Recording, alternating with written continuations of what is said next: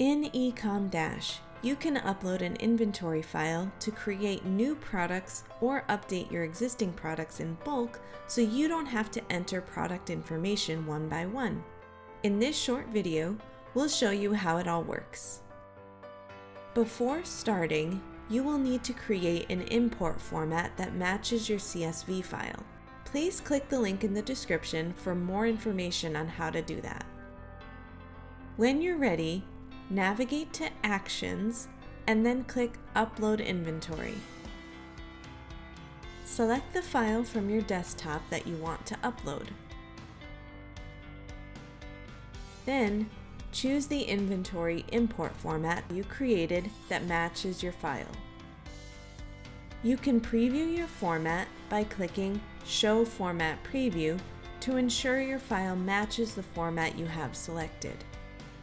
Then, choose what happens if a SKU on your file matches a SKU already in your inventory.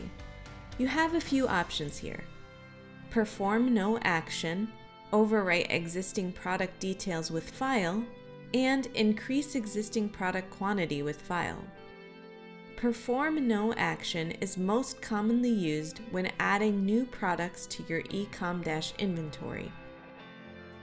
Overwrite existing product details with file is used when adding updated or new information to existing products in Ecomdash. Increase existing product quantity with file is used when adding quantity to existing products.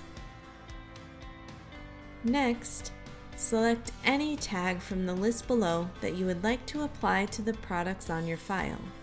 Please note that any tag you want to use needs to be created in Ecomdash before you can apply it.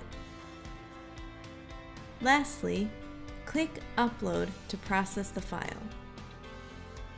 After you click Upload, you can view the status of your inventory upload.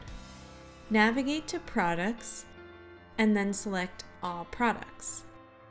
Select View History, and then choose Upload Inventory.